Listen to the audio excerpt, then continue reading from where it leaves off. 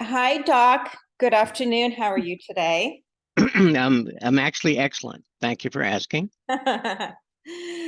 Great. So here we are on our third Hey Doc Q&A video series, and Wow. rocking and rolling. We took a little sabbatical last week, but we're trying to get these done weekly. Okay. Um, so we are going to be focusing on postpartum depression, PDD, and talk a little bit about that. I know that's often confusing for women after they have childbirth and they're going through depression. They don't really know how to treat it. So, in your book, The Miracle of Bioidentical Hormones, you do address this in one of the I chapters. do. And we are going to elaborate a little bit on that and get your intake on PDD. So, Doc, why do some women experience PDD and some don't? Now that's a rabbinical question. Question you ask the rabbi because they have the answer to everything. But I'm not sure I can tell you why some women get it and some women don't, but I can give you a possible scenario. Okay. Um, Now, when it comes to hormones, especially when it comes to progesterone, it's important for women to understand that progesterone is a natural antidepressant. And when a woman is pregnant in the second and third trimester, the placenta starts pouring out progesterone. And it's important that this occurs because it's actually um, the progesterone which allows the baby's brain to develop. That's why women who use progesterone throughout their entire pregnancy will find that their babies are extremely intelligent, or their children will be. But in any event, um, but after a woman delivers, there's an immediate drop in progesterone. Now, remember, this is a natural antidepressant. So you could understand why some women, when they get this drop in progesterone, get a severe depression. Now, needless to say, it goes without saying that the treatment for this is to give a woman progesterone. I mean, it's Sense. one of these things called a no-brainer, but I Right. don't know if it's, how often it really is given. But and the thing about progesterone, and again, I need to mention this because it's important that nowadays the most common type of progesterone that is prescribed is an oral progesterone, like Prometrium. Hmm. And people have to realize that when you take progesterone by mouth, it enters the GI tract.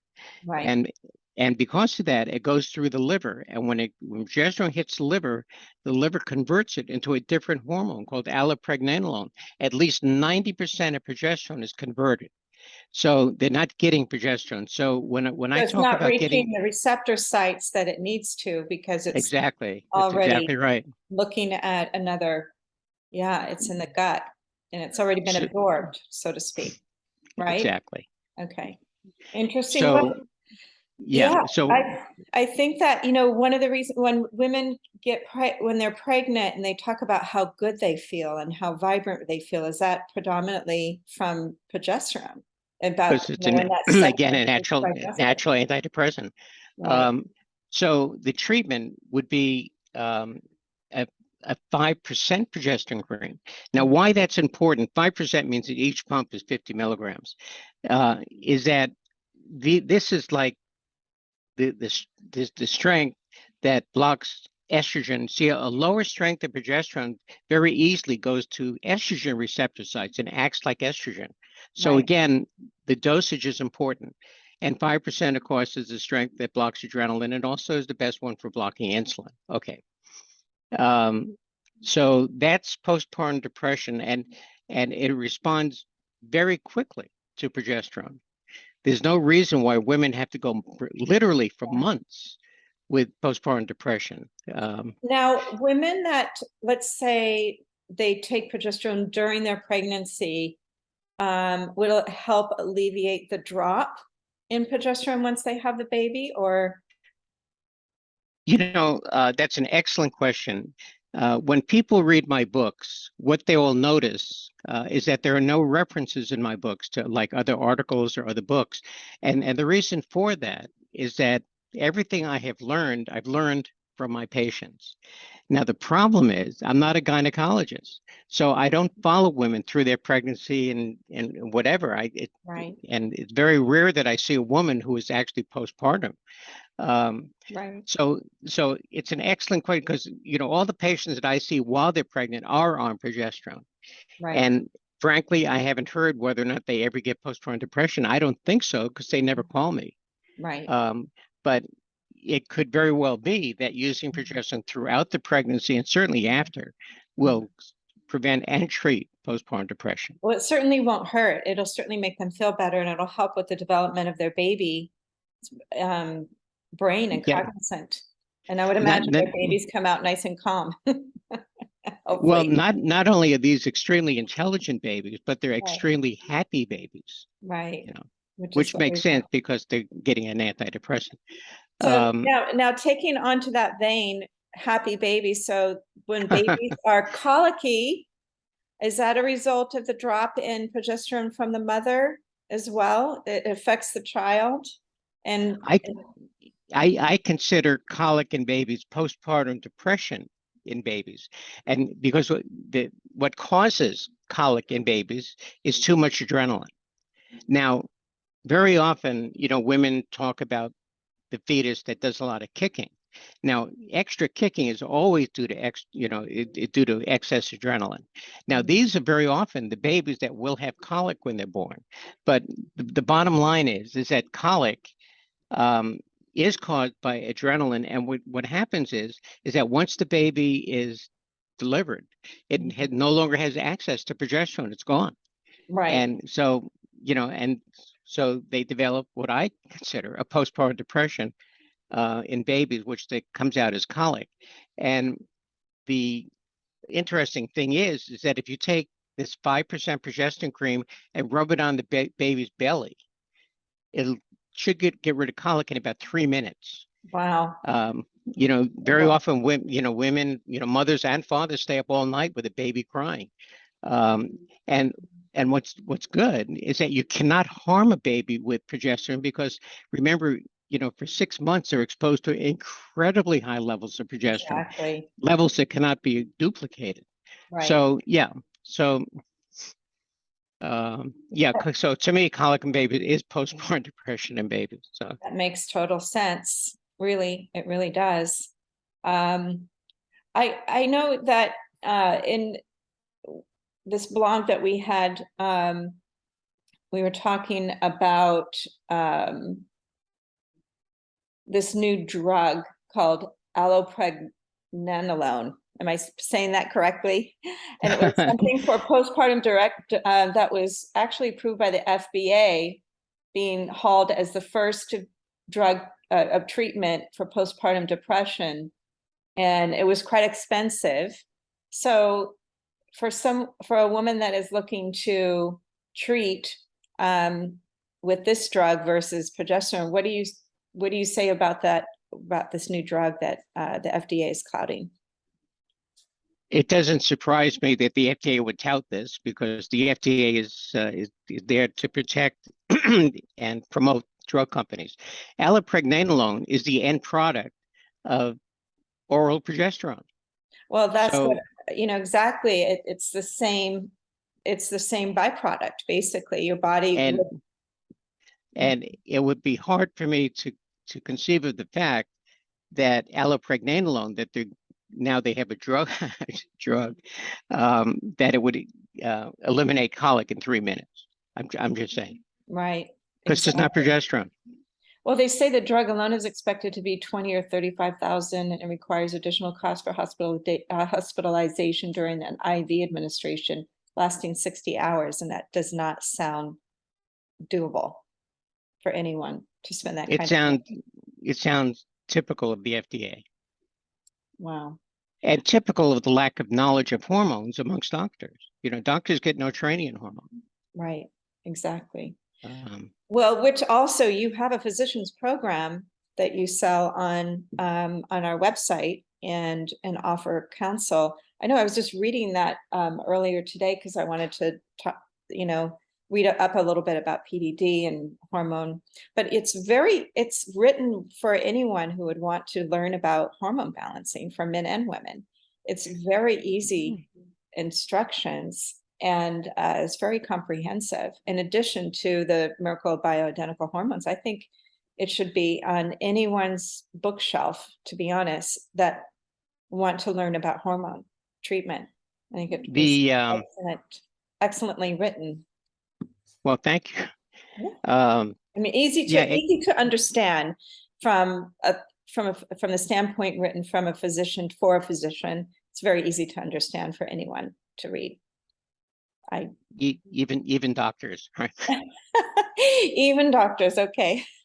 Well, it's important for people to understand that hormones control everything in the body. Every system in the body is controlled by hormones, and doctors get no training in it.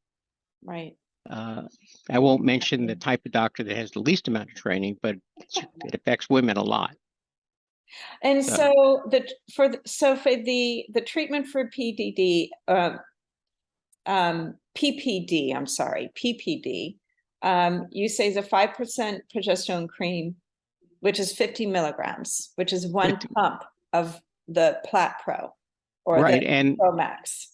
And what's nice about creams is that you're in charge, and so you can apply it twice a day, 4 times a day. You can't overdose on it, but your body will tell you how much you need because everybody's different. There's no one size fits all. And the best place I know, I've been, you said to put it on the inner part of the arm where it's thin. Well, you put a pump on the forearm, rub the 2 arms together. Right, kind of like this. Right. Yeah. Other places, it's not necessary. People always ask whether or not you need to rotate sites, and because that's the instructions that are usually given about progesterone cream. Well, it is not necessary. But what I do recommend, if you're applying it to the forearms, is every once in a while to take a loofah sponge and scrub the arms, and that way you get it out of the pores. You don't have to worry about the receptor sites. That once it's absorbed, it goes to the receptor sites, and so it doesn't matter where you apply it. But other places to apply it, the back of the neck is very often a good place because a lot of people carry excess adrenaline. And when that happens, people very often get a lot of tension in the back of the neck. The other thing is the upper chest is a good place to put it. And so those are the 3 major places to put. You want to avoid putting it over fatty tissue like the abdomen or the inner thighs, like is often recommended, because you don't want to, because it'll go into the fatty tissue. You want it in the bloodstream. Right, exactly. That was going to be my question. I know that some people, even I have years ago, when I was first going through perimenopause, they were saying put it on the inner thigh. So that wasn't exactly, that's okay. It makes sense to put it on a thin part of your body so it goes directly into the bloodstream. Now, you also mentioned on the back of the neck, is that because there's a lot of receptor sites in the cranial, the brain?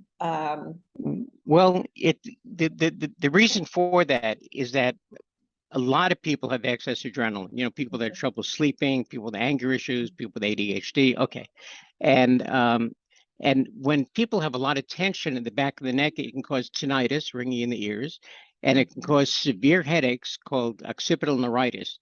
Now, occipital neuritis causes excruciating headaches, and 100% of the time, it is mistaken for migraines. 100% of the time. And these are not migraine headaches. Migraine headaches are tough to treat. These are easy to treat just by putting progesterone cream on the back of the neck. So that's great. And even for women who are dealing with PMS, right?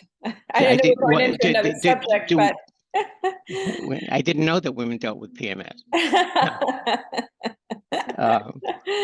But now that you bring that up, just for a brief second, there's another condition called PMDD, premenstrual dysphoric disorder. And again, it's one of those conditions that doctors, they don't know what causes it. They don't know how to treat it.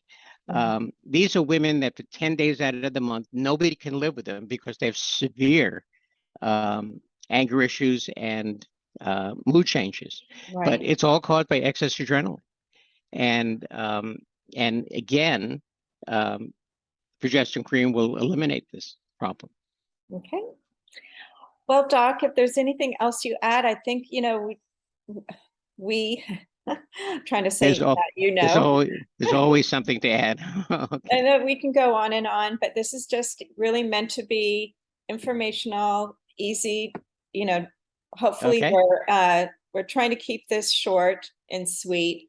And until next week, we will talk about another subject in your book, and we are gleaning questions from our Facebook group and our social media. So if anybody has any suggestions they want to talk about, feel free to reach out to us on Facebook or Instagram. And as always, Doc, it's been great to chat with you and always learning something new. Oh, okay. Every day. Okay, well, listen, we'll talk to you soon. And until next time, have a great rest of your day. Bye-bye. You too. Bye.